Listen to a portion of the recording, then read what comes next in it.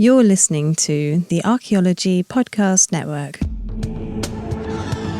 You are now entering the Pseudo-Archaeology Podcast, a show that uncovers what's fact, what's fake, and what's fun in the crazy world of pseudo-archaeology.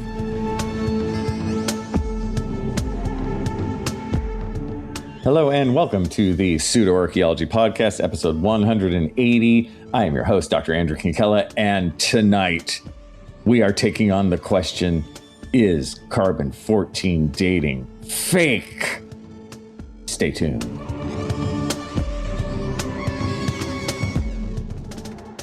All right. Hello, everybody, and welcome back. Episode 180. Damn, dude. So today I thought we would talk about a question that I actually have gotten quite a bit over my career. I've gotten it from students. I've gotten it from the general public. And as a statement, I've gotten it from evolution deniers, right? So from the general public, they're just curious. And they'll be like, hey, Kinkella, man, how's carbon-14 dating work? Is it actually really very good? Is it a thing? I've heard that it doesn't work that well, right? They are curious, and I don't mind that at all. I don't mind it when students or just somebody off the street, somebody grabs me off the street and says, tell me about carbon-14 right now. I'm cool with that, man. It's fun to learn. On the flip side, you get people, what I found almost always from the evolution denier world, who will say, no, carbon-14 dating is fake, or carbon-14 dating doesn't work. And the answer is, of course it does. Of course carbon-14 dating works. I'm telling you guys, like, I am very honest and sort of fact-based, and I do what works, man. I'm not going to waste money on carbon-14 dating if it sucks. There are other dating methods out there. And I've always been honest with you guys. Like, I'll talk about dating methods if they kind of suck. Like, I'll give you an example of one that's crappy. Obsidian hydration, right? Obsidian hydration has to do with, of course, obsidian artifacts. This is volcanic glass. And it's used to date basically when the obsidian was last broken, meaning when it was last chipped, right, to make the stone tool. That's the idea behind it. And it's called obsidian hydration because the stone itself will suck in a tiny bit of water vapor over time, and you basically measure how much water vapor is inside right on the surface of the stone. You have a microscope and all this kind of stuff. I will admit freely, obsidian hydration, my friends, not that great. Not the greatest dating method ever. Now, it's not horrible, it's not foolish, but it's just got a lot of problems. So in real archaeology, if all you have is 3 obsidian hydration dates and that's it for your entire site, that's not that great. And if I actually had that and I was reporting on a site or something, I'd be very honest. I'd be like, hey, all I have is these 3 dates. They're coming back as this. That generally makes sense to me, but this could be really off. We'll see what happens in the future, right? That's reality. And, do you spend money on obsidian hydration dates? I never have. Why not? Because I have carbon-14 and other dating styles. Now, I have prepped, 70 samples or something, or more, probably more, of carbon-14 over the years. I've prepped samples of bone, right? The remains of not human bone, but like animal bone. I've prepped samples that use seeds, like long ago, seeds that are ancient. I've done the actual charcoal itself, right? I've done shell. I've done a lot of shell. Notice that everything I've prepped is organic. That's the first rule of using carbon-14. What you date has to have once been alive, right? Whether it's a plant or an animal, had to have once been alive. You cannot carbon-14 date a rock. So as with all dating methods, they all have their limitations, their pluses and minuses, stuff they're really good at and stuff that they're kind of crappy at, right? And we in archaeology are very honest with that. Now, how do I know carbon-14 dating works? Because I've worked at several sites, just me and myself. I don't even have to trust anyone. Like, other people could tell me this, but I have experienced it firsthand. where I've worked at actual sites, prepped samples, all this kind of stuff, but I've dated it through other means too, and it all comes across the same, right? I'm not only going to use carbon-14, I'm also going to use tree ring dating if I have it, if I have the remains of plants or something that I could tell the rings from, and there's a whole process to that, which can work very well if you have it, where you can date almost to the year. You can use artifactual style, right? You look at the broken pottery sherds and you can tell they're from a certain style that's from 4,000 years ago or whatever it is. You look at all of it, you guys, every archaeology project I've ever worked on, we have used dating methods from several sources. What you have to realize is we as archaeologists use every dating method we can, and we always really try to have a bit of our budget from an archaeology project set aside for the dating. And everyone in archaeology loves dates. I have found that if you ever read old field reports or anything, they'll talk about the archaeology site they worked on. They'll talk about the excavations, talk about what they found, what it means. There's always a part at the end where they talk about, in the future, what should we do? And I swear to God, you guys, 98% of the time they say, and we should do more dating every time. And honestly, to let you in on a little secret, don't tell anyone. I'm sure nobody's listening to this, are they? It's just us talking, right? For me, whenever I run a project myself, as an archaeologist, you're always worried if you're doing the right thing or if it's going to come out right or if it's going to be good. Just anyone would on any project they do. And I always consciously pay for a couple carbon-14 to make sure that I get some dating, be it carbon-14 or other methods, because I know at very least, let's say somebody comes after me and says, Andrew Kinkella, you've run a terrible archaeology project. Okay, whatever, that's their opinion. I can allow me to retort. I can talk about things that I did that are positive, but no matter what, I can go, you know what? You may think that I ran this project terribly. You may think that I dug in the wrong locations. You may think that I recorded this poorly, but check out my carbon-14 dates. See, literally, guys, I've always thought that way. I'm like, if I can just get some good dates out of this, no matter how much someone may think I suck, they can't defend against that one. And it has largely come to pass. It's largely been true whenever I tell people, hey, man, I got a lot of carbon-14 dates here. They're like, ooh, let's check those out. So why deny this? Why deny something that works so good? And again, I'm not going to spend money on this if it sucks. I mean, the prices are between $350 to $700 per sample. I'm not going to drop that kind of cash if I get back crappy stuff. And I've done, again, as I've said, 70 of these or something like that. I would long ago have stopped this. If I was like, I ain't going to burn another $500 on this crap, right? And it's been quite the opposite over the years. I've been like, damn, this is like wizardry, right? It's really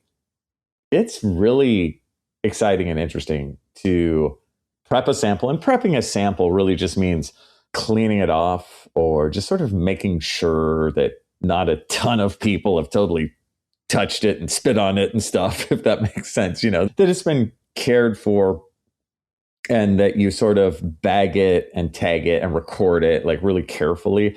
And then you sort of get them all ready to send to a carbon-14 lab, right? You deal with them online and you fill out the forms and you weigh the sample and all that kind of stuff. And you record exactly what it is, what kind of shell is it or whatever. And then you send it off. And then in, 4 to 6 weeks, they send you back a Excel spreadsheet that has how old the thing is. I swear to God, you guys, it's magic. Now, as we'll talk about later, there is a range in the date. If it's 1,000 years old, it'll say 1,000 years old plus or minus 30, right? Or this kind of thing. More on that later. But still, for archaeology, a range like that is great. It's like within one human lifetime. That's awesome. So it does not date to the day, right? Which is one I'm not even going to call them problems. It's just one of the issues, I would say, with carbon-14, which is not horrible. It works really well. And there's so much more. But with that said, let's take a break and then come right on back. Hello and welcome back to the Pseudo-Archaeology Podcast, episode 180. It's so funny. I'm part of so many podcasts and situations. Sometimes I have to stop for a second. I'm like, wait, did I say CRM Archaeology Podcast? Wait, did I say Kinkella Teaches Archaeology Podcast? No. I said Pseudo-Archaeology Podcast. And we are talking about the idea of, is carbon-14 dating fake or not? Or are there major problems with it, right? And the answer is a flat no. And the longer answer is, I would tell you if there was. The longer answer is also, I've done a lot of this, you guys, in terms of the archaeology world. I have not actually run the samples in the lab, although I've been to the labs and I've talked to the people who work in the labs and I've watched the process. It's like really cool. But I didn't personally run my own sample. I did prep them, and I do have a deep understanding of this. And I have dealt with some of the, again, I'll just call them issues with carbon-14. And I'll tell you what all those are in a minute. But let's backtrack to be like, what is this carbon-14 thing? What's the deal? So carbon-14 comes to us right after World War II. And it's because of the Manhattan Project, right? They're figuring out how to make an atomic bomb. But they figure out, so much more. And one of the things they figure out is this carbon-14 thing. Now, what is carbon-14? So normal living creatures are composed of carbon-12. You've probably heard of carbon-based life forms and this kind of stuff. But carbon-14 is a special version of it. It's rare, but it's in everything. It's in every living thing, if that makes sense. And while the thing is living, think of it as you have 100% of your carbon-14 while you're alive. And it's you, it's the blades of grass outside, it's the trees outside, it's your dog. Everything living has 100%. Now, as soon as you die, think of it as it starts to leach out, or it starts to just sort of escape, right? And what makes it so great is we can measure the rate at which it escapes, which is basically the rate of decay. And for carbon-14, that rate is in 5,730 years from the day of your death. If I die today, 5,730 years from now, I will have half as much carbon-14 as I did when I was living, right? So we can measure it, it's one of those sliding scales like that. If we wait another 5,730 years, so 11,000, was that 640 or whatever it is? 460? I don't know. But or 11,000 plus years. If you wait that long, you will have half again as much carbon-14. So you'll have a quarter and so on, right? You wait another 5,730 years, it's an eighth and so on. So it's that sliding curve down, right? The trick question is, when do you run out of carbon-14? Of course, the answer is never. But after about, I don't know, 60,000 years, it's just too little. It'll measure, it'll have a little blip, but it's not enough. You can't date it. It's like carbon-14 detected, but it's so little. So right there is one of the issues with it, right? It only dates stuff that's basically recent to about 50 or 60,000 years old, give or take. Depends on how good the sample is. What's this? If the sample's really good, can you coax a 70,000 out of it? I don't know. I honestly, I've never had to deal with stuff that old with carbon-14. If you're dealing with stuff older than that, dinosaurs, this kind of thing, you're going to have to use completely different dating methods. Potassium argon or so forth, that's completely different. Carbon-14 is also crappy for dating stuff that's really new. And by really new, I mean the last, 250 years or something like that. It's so new that it just hasn't had time to kind of register. It doesn't work as well. You're also dealing with very new stuff where you have like the atomic age, exploding nuclear weapons in the atmosphere isn't the best thing for carbon-14 measurements and so forth, right? There are issues with this, of course, but archaeologists have dealt with these issues for many decades. And I will say, I've probably really been in the carbon-14 game, prepping my samples, all that kind of stuff, for the last, I don't know, 15 years, maybe 20. And in my short time, I've really noticed it getting better because they're ever refining it. They're always making it a little better. That is because of so many things. First, because of how they burn the sample. So when you send a sample in, it has to be burned up.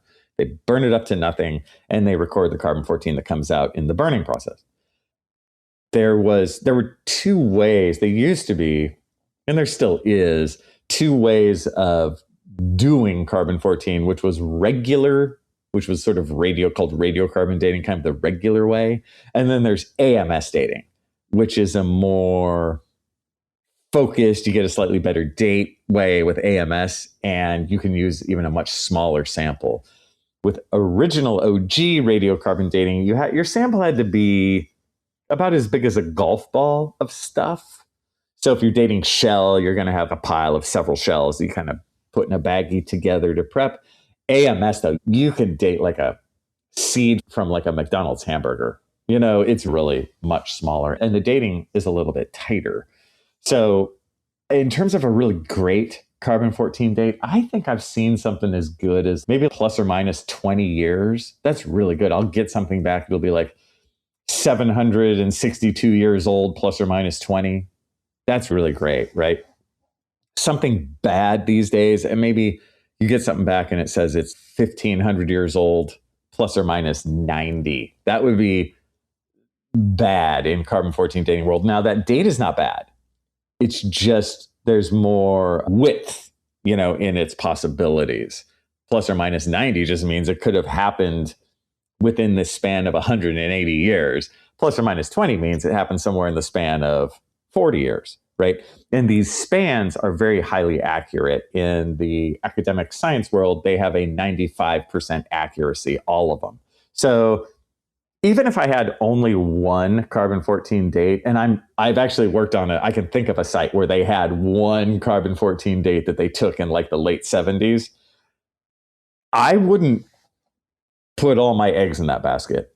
I get it. But if you do 5 carbon-14 dates, you have 10 carbon-14 dates, and they're all floating around the same spot, then you're looking really good. You see what I mean? We in the scientific world, we're going to be honest with this stuff. I am not going to sell you the age of a site with one carbon-14 date, but I am going to sell it to you with 7. You know what I mean? Especially if they're from like, I got some here from shell, I got some here from bone, right? You're using slightly different products from the site. That can be really good.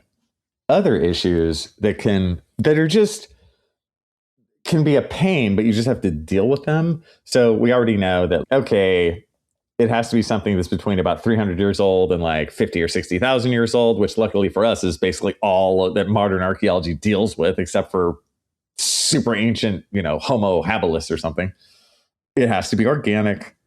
The other things, there is a little bit of variance in the amount of carbon-14 in the atmosphere over time, over the centuries, right? We have mapped that variance. It makes instead of the line being completely smooth, it's a little wiggly. And so what that means is there's certain times in prehistory where there's these little speed bumps where your date's going to be a little bit crappier because it goes straight through a wiggle, if that makes sense. I've dealt with this. I want to say there's a wiggle right around 250 BC. I could be wrong. I forget. It might be 250 AD. But I remember having a couple dates being like, what? And what I mean there is you're expecting to get plus or minus 25 or something, and you get plus or minus 65, and you're like, what?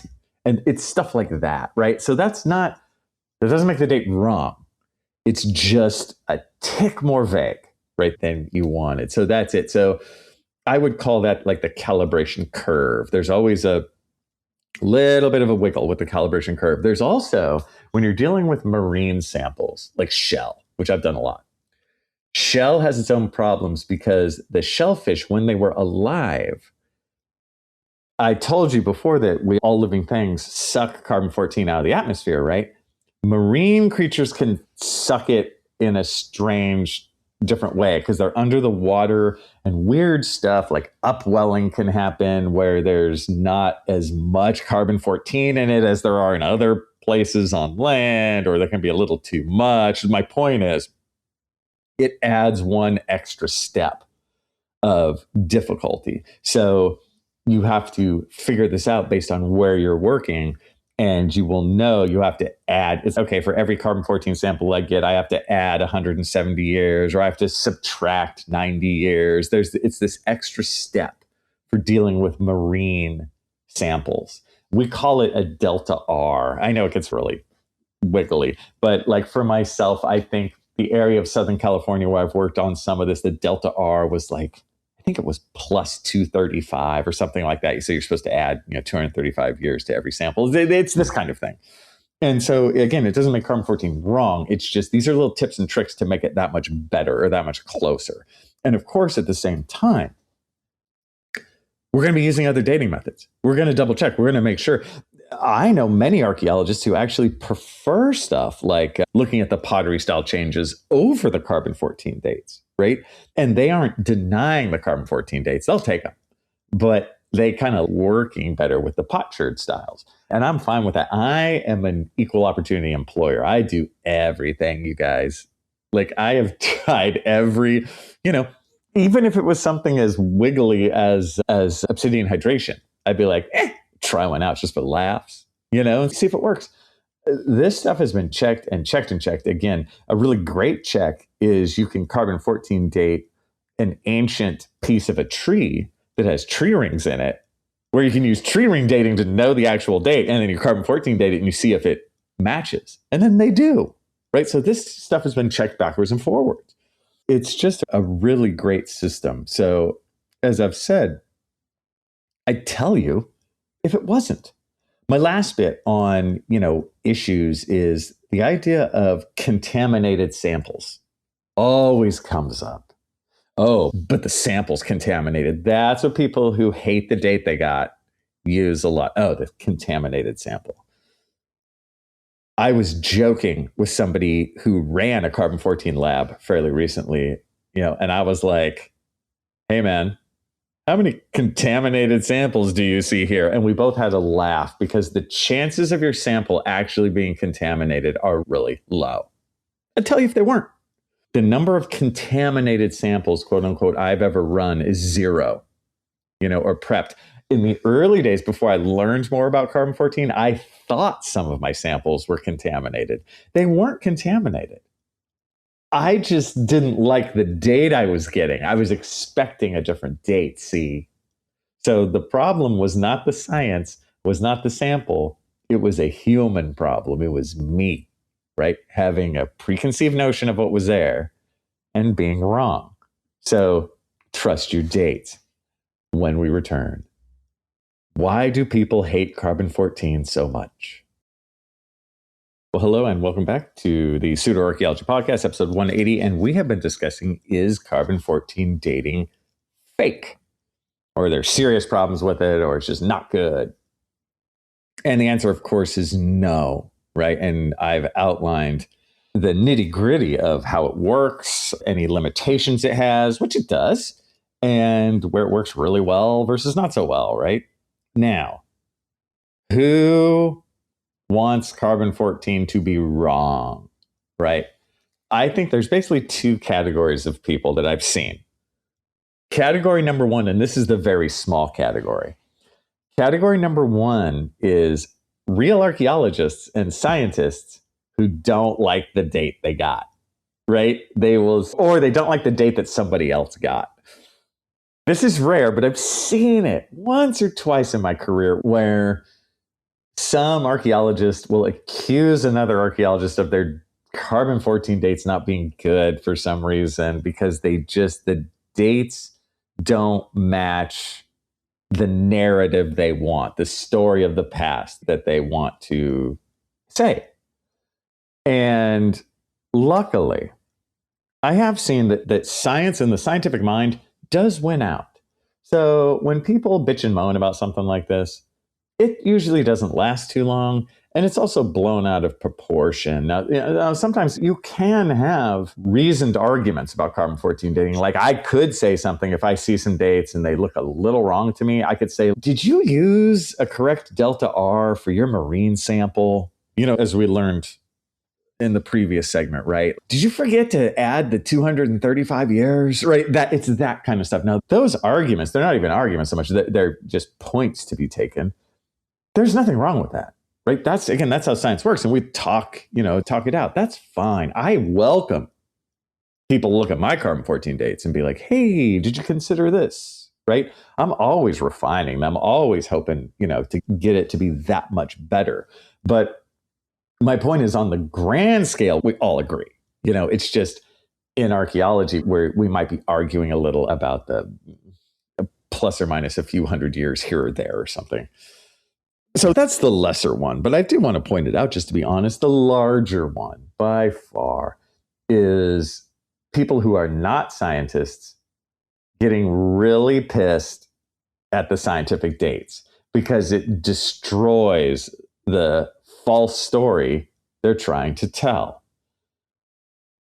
One example of this is the Shroud of Turin, which I've gone over on this podcast, you guys. Good God. I think 3 separate times. I don't mean to bore you with Shroud of Turin, but the media is boring us with Shroud of Turin. They just keep bringing it up, right? And I'm like, dude, can we let this one just stop the madness? But as I've talked about before, and I will not belabor this point, the actual Shroud of Turin, which some argue is the actual burial shroud of Jesus, it is not. It's from about 1250 AD. Not only does the carbon-14 dating date it to about 1250 AD, the style of the Shroud of Turin dates it to about that time. Our knowledge of history dates it to about that time, because about that time, there was a big uptick in religious frauds. So it all works, right? Oh, and if you look closely at the shroud, it's of like a 6'1" tall man. Jesus was not that tall. You can tell that it's actually not even of an actual person. It's from a carving. There's a whole bunch there's overwhelming information that shows this had nothing to do with the historic person of Jesus. It doesn't, period, right? And to argue it, this is what makes, I think, scientists and researchers and people in the STEM fields just tired. You're tired of arguing. You don't want to argue because it's not even an argument. It's just a dumb ending, bullied story, and all you can say as a scientist is, yeah, you're wrong. Sorry, man. The grass is green, sky is blue, and the Shroud of Turin's only 800 years old. The other place that I see this in more a general sense, it kind of relates in with the Shroud of Turin a little, is creationism. Creationism to me seems to have maybe waned a little in the last decade. There used to be so much more of it, you guys. I used to have to deal with creationists way more. Creationism, the idea of a very young Earth, the idea that the Earth is only 6,000 years old. Like the shroud being the actual shroud of Jesus, and how that's a pointless argument because it's just foolish. Same goes for a 6,000-year-old Earth. It's just dumb. There's no other way to put it. That's not me being cruel. It's just stop it, right? It's childish. It has nothing to do with reality. Real science doesn't even entertain that for half a second because they have better things to do. And I totally get that. I get why somebody wouldn't want to do a podcast like this, because they're like, dude, I literally want to do real science. I don't want to debunk the idea that the Earth is 6,000 years old. It's silly. So, but looking into creation, I went on to creation.com, and there's a bunch of other places. This is very easy to find. There's many articles written by these, religious institutions in parentheses or in quotes, where they're talking about more proof that the Earth is only 6,000 years old. And you guys, it is a utter waste of your time. And it's not even funny. It's not even fun, because it's so ignorant. It's what I like to call active ignorance. where if they're trying to refute carbon-14 dating, they'll say something like, well, look, if you carbon-14 date a piece of coal or a diamond, it registers some carbon-14 in there. So your carbon-14 system obviously doesn't work because these diamonds are supposed to be millions of years old. And or the coal, is supposed to be millions of years old, and it doesn't, it goes on and on. But as I said previously, anything organic, and coal was once organic, anything made out of carbon like that will have a trace. It never goes to zero. There will have a trace. Like, again, it will blip and go carbon-14 noticed, but there's not enough to date it at all because it's way off the scale. It has nothing to do carbon dating, a recently deceased creature. So that argument's like horrible. It just doesn't follow. It's not serious. Another one they use, and I can't remember if I got this from creation.com or the Institute for Creation Research. You got to love that oxymoron, Institute for Creation Research.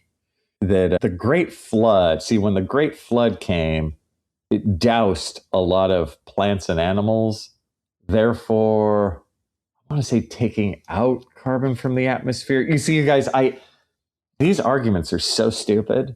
I can't follow them because you have to turn off your sensors, right? You can't use any common sense and you can't use any scientific knowledge. You just have to go, okay. They're saying that, okay, the Great Flood covered all the animals and plants and killed a bunch of them. So they're taken out of the atmosphere, and that the atmosphere before the flood had much, I think they want to say much less carbon-14 in it or whatever. This is all fantasy. This has nothing to do with reality. There is no evidence for this. If there was, I would tell you tomorrow. I would do, you know what? I would do a special breaking this just in pseudo-archaeology podcast, and I would tell you. This is something that, whether it be pseudo-archaeologists, whether it be creationists, what they don't get. Science works on facts. If the facts change, we change with them. Period. If the Earth actually turned out to be 6,000 years old, I would think that was incredibly fascinating. It doesn't change my life, right? If the Earth is only 6,000 years old, I don't then get fired. A lot of people think this, right? Oh, well, you wrote papers that assumed that the Earth was millions of years old. Now it's proven that it's 6,000 years old. What are you going to do now, living under a bridge? That's not how it works, right? I've done things in the scientific world that ended up being wrong. I will say, not often. My track record's pretty good. Thank you very much. But it happens, You'll think a certain thing or record a certain thing a certain way. I recorded once a human burial that actually turned out to be a woman. I recorded it as a man. In my defense, it didn't have a skull. The skull was gone. I was going based on the pelvis. And in my extra defense, the pelvis wasn't in the world's best shape. But I made a judgment call based on what I saw in the field. I was wrong. I didn't get fired for that. I didn't get reprimanded for that. Were there one or two jokes in the archaeology lab about that I had to deal with? Of course, right? But that's all, right? We understand that we want to do our due diligence in science and do our best, which I always have done. And I have to say, the huge percentage of people I've ever worked with, they do it too. People take it seriously. They want to get the right answer. They want to follow the facts. They want to give the general public the real history of what once happened, and they will use whatever works. On the flip side, pseudo-archaeologists and creationists have a story they push. Whether it's Atlantis was the source of all civilization, or that the Earth is 6,000 years old, they have a set story that they bend the facts, pour in a decent amount of fantasy, and push. They are salesmen at the end of the day. It's very true. They need to sell their story so bad that they will just lie. How do I know this? I've seen lies about archaeologists. How do I know this? I'm an archaeologist. I've seen them write stuff like archaeologists don't think that carbon-14 works very well either. Yes, we do. That's just a lie. It's not, half true or whatever. It's just a frickin' lie. We don't lie in real archaeology. We don't. There's nothing in it. If you want me to get fired, that's if I, what's called salting a site, if I put fake artifacts on there, or if I truly try to mislead anyone in this field, right? I would be totally written off. I would have no career. And that's how it should be. Now, throughout history, there's a handful of famous examples of archaeologists who were totally lying, right? That, of course, in any thing we do, there's a handful of people who are just there for themselves and to lie or whatever. But the percentages, the numbers are crazy low. The number of people I've known in my career, which is quite a few in archaeology, the number of them I've known who are actually turned out to be liars is zero. Now, look, there's some people I freaking hated. Don't get me wrong. Like, there are some people who I wish black, dark, horrible things to, but they didn't lie. Yeah, again, I didn't want to be in a room with them. I found them just awful, but they didn't lie. Whereas when I deal with stuff, be it from creationism, be it from Graham Hancock or that pseudo-archaeology world, they just lie all the time. And it's tiring. And I think underneath it all, that little voice inside, when you hear people like that talk, I think you know it. I think you can feel it. I think you can feel it. I think you're like, you know what? Something stinks with this. And I'm pretty sure carbon-14 works really great. And with that, I'll talk to you guys next time. Thanks for listening to the Pseudo-Archaeology Podcast. Please like and subscribe wherever you like and subscribe. And if you have questions for me, Dr. Andrew Kinkella, feel free to reach out using the links below or go to my YouTube channel, Kinkella Teaches Archaeology. See you guys next time. Thanks for listening to this podcast. The Archaeology Podcast Network's chief editor is Rachel Roden. Our executive producer is Ashley Airy. Our social media and newsletter coordinator is Matilda Siebrecht. The APN was founded by Chris Webster and Tristan Boyle on December 1st, 2014. We're supported by our amazing podcast hosts, many volunteers, and listeners like you. Check out membership at www.archpodnet.com/members. This has been a presentation of the Archaeology Podcast Network. Visit us on the web for show notes and other podcasts at www.archpodnet.com. Contact us at chris@archaeologypodcastnetwork.com.